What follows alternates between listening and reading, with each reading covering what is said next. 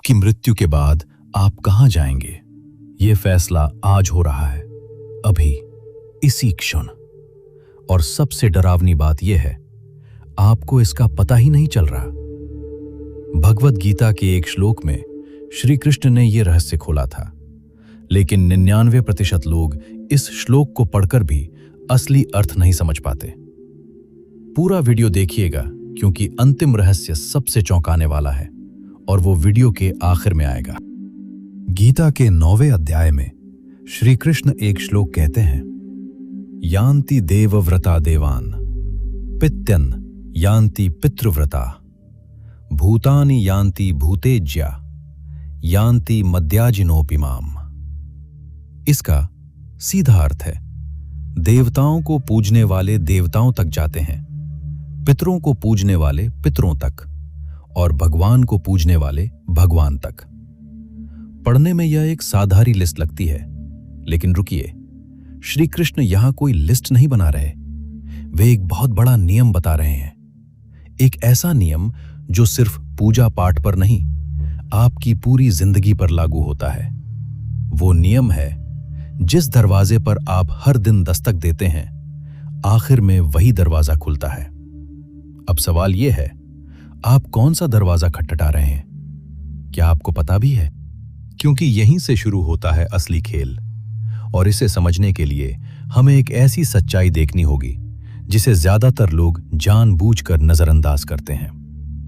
एक सवाल पूछता हूं, ईमानदारी से जवाब दीजिएगा, सिर्फ अपने आप को। आपका दिन शुरू होते ही आपके दिमाग में सबसे पहला विचार क्या आता है? पैसा, काम, किसी की तारीफ पाना, किसी को नीचा दिखाना, या भगवान? क्योंकि गीता कहती है, जिस चीज को आप अपने दिन का सबसे ज्यादा समय देते हैं, वही आपका असली भगवान है। मंदिर में जिसकी मूर्ति रखी है वह नहीं, जिसके पीछे आप दिन रात भाग रहे हैं वह। एक व्यक्ति की कहानी सुनिए। एक आदमी था जिसने अपनी पूरी जिंदगी सिर्फ पैसे के पीछे लगा दी। सुबह पैसा, दोपहर पैसा, रात को नींद में भी पैसे के सपने। धीरे धीरे उसका पूरा व्यक्तित्व, उसके रिश्ते, उसकी सोच, सब पैसे के इर्द गिर्द ढल गए। अब सोचिए, मरते वक्त उसके दिमाग में क्या आएगा? भगवान या बैंक बैलेंस? यही है गीता का पहला जवाब। आप जिससे रोज मिलते हैं, मौत के वक्त वही आपको याद आता है। अचानक कुछ नहीं बदलता, आखिरी पल पूरी जिंदगी का नतीजा होता है, कोई चमत्कार नहीं। लेकिन यहां एक ट्विस्ट है जिसे सुनकर आप चौंक जाएंगे, और ये ट्विस्ट है भगवान शिव, माता दुर्गा, गणेश जी की पूजा करने वालों के बारे में। क्या श्री कृष्ण उन्हें कमतर बता रहे हैं? इसका जवाब अगले हिस्से में, क्योंकि ये गलतफहमी लाखों लोगों को है, और अगर आपने भी ऐसा सोचा है तो अगला हिस्सा आपके लायक है। नहीं, गीता का यह श्लोक किसी देवी देवता के खिलाफ नहीं है। यह अंतर देवताओं के बीच नहीं है, यह अंतर लक्ष्य के बीच है। समझिए इसे एक उदाहरण से। एक स्टूडेंट सिर्फ डिग्री के लिए पढ़ता है, डिग्री मिली, उसकी पढ़ाई खत्म। दूसरा स्टूडेंट ज्ञान के लिए पढ़ता है, उसकी यात्रा डिग्री के बाद भी नहीं रुकती। ठीक वैसे ही, अगर कोई पूजा सिर्फ एक इच्छा पूरी करवाने के लिए है, तो उसका फल भी उसी इच्छा तक सीमित रह जाता है। लेकिन अगर पूजा परमात्मा को पाने के लिए है, कोई सीमा नहीं है। यहां श्री कृष्ण शिव भक्त, दुर्गा भक्त, गणेश भक्त को गलत नहीं बता रहे। वे पूछ रहे हैं, आपकी भक्ति का आखिरी मकसद क्या है? कुछ पाना या खुद भगवान को पाना? और यहीं छुपा है वो सच जो हर इंसान अपने आप से छुपाता है। हम भगवान के पास जाते हैं क्या असल में सिर्फ लेन देन करने? मैंने प्रसाद चढ़ाया, अब मेरी इच्छा पूरी करो। अगर हां, तो एक बच्चे की तरह जो सिर्फ खिलौना लेने मां के पास जाता है। खिलौना मिला, बच्चा चला गया। लेकिन दूसरा बच्चा भी होता है जो मां के पास सिर्फ इसलिए जाता है क्योंकि उसे मां चाहिए, खिलौना नहीं। आप कौन से बच्चे हैं? इस सवाल का जवाब आपकी अगली जिंदगी की दिशा तय करता है। और अगर आपको लग रहा है कि आप पहले वाले बच्चे हैं, घबराइए मत, क्योंकि आगे मैं बताऊंगा कि इसे बदलना कितना आसान है। लेकिन पहले एक और बड़ा सच सामने आना बाकी है। रुकिए एक सेकंड, कमेंट में सिर्फ एक शब्द लिखिए। आप किसे सबसे ज्यादा पूजते हैं? कृष्ण जी, शिव जी, देवी मां या कोई और रूप? मैं हर कमेंट पढ़ूंगा। और अगर यह वीडियो आपके दिल को छू रहा है तो अभी लाइक कर दीजिए, क्योंकि जो बात अब आने वाली है वो इस वीडियो का सबसे बड़ा मोड़ है। यहां से बात और गहरी होती है। हम सोचते हैं आध्यात्मिक यात्रा मृत्यु के बाद शुरू होती है। ये सबसे बड़ी गलतफहमी है। गीता कहती है वो यात्रा आज शुरू हो चुकी है, अभी, इसी पल। आप जिस दिशा में हर दिन थोड़ा थोड़ा चलते हैं, वो दिशा ही आपकी मौत के बाद की गति तय करती है। कोई अलग रास्ता अचानक नहीं खुलता। सोचिए, अगर आपका मन दिन रात ईर्ष्या में डूबा है तो आप अभी उसी दुनिया में जी रहे हैं। अगर आपका मन लालच में है तो आपका संसार अभी लालच का बन चुका है। और अगर आपका मन प्रेम, शांति और भगवान के स्मरण में है तो आपकी दुनिया अभी से बदलनी शुरू हो गई है। ये जंगल के रास्ते जैसा है। जिस रास्ते पर जितनी बार चलोगे वो उतना ही साफ होता जाएगा। क्रोध को रोज खिलाओगे, क्रोध का रास्ता मजबूत होगा। भगवान को रोज याद करोगे, वो रास्ता मजबूत होगा। अब सवाल यह है, पिछले एक हफ्ते में आपका मन किस रास्ते पर सबसे ज्यादा चला? अगर जवाब सुनकर आपको हल्की सी बेचैनी हो रही है, बधाई हो, क्योंकि यही पहला संकेत है कि ये वीडियो आपके लिए काम कर रहा है। लेकिन अभी असली रहस्य आना बाकी है, क्योंकि गीता यही नहीं रुकती।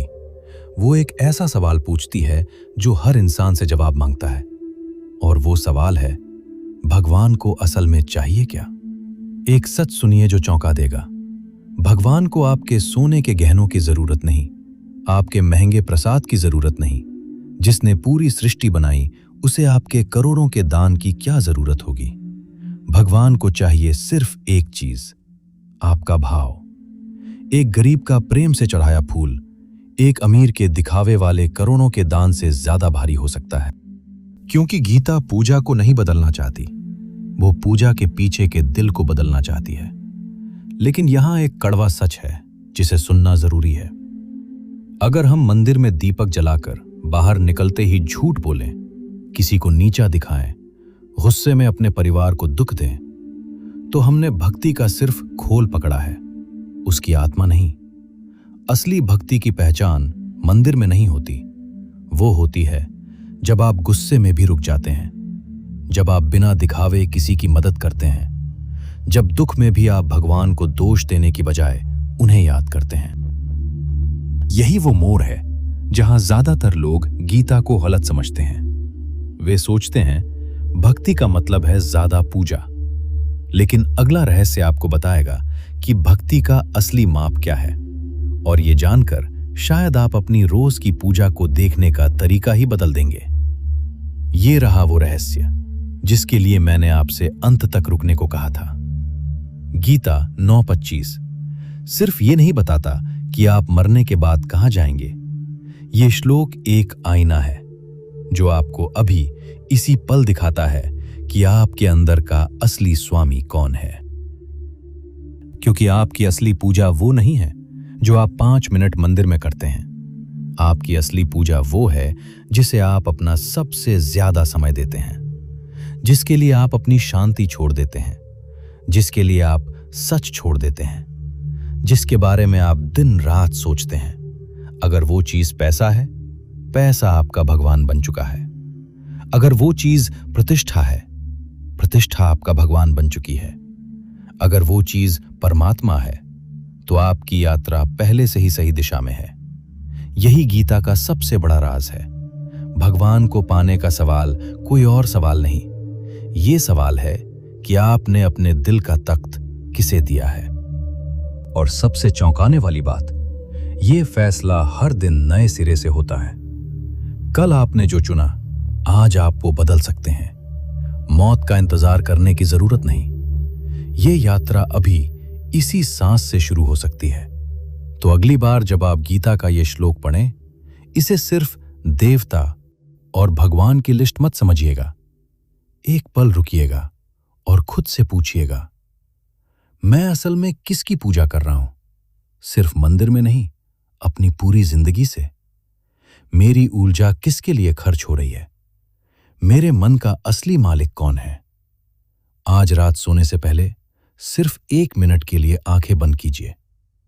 भगवान से कुछ मत मांगिएगा, बस इतना कहिएगा, हे प्रभु, मुझे ऐसा जीवन दीजिए जिसमें मैं आपको न भूलूं। मेरे कर्म सही हों, मेरी बुद्धि सही राह चले, मेरे भीतर का अहंकार कम हो, और जब मेरी आखिरी सांस आए तो मेरा मन डर में नहीं, आपके स्मरण में हो। क्योंकि आखिर में सवाल ये नहीं होगा कि आपके पास कितना था, सवाल ये होगा, आपका मन किससे जुड़ा था। गीता 9:25 यही याद दिलाता है, जिसे आप अपना अंतिम आश्रय बनाते हैं, आपकी गति उसी की ओर होती है। अगर ये वीडियो आपके दिल तक पहुंचा तो इसे लाइक कीजिए, चैनल को सब्सक्राइब कीजिए और कमेंट में लिखिए, आज से आप किस चीज को अपने दिल का सबसे ऊंचा स्थान देना चाहते हैं। हरि ओम तत्सत।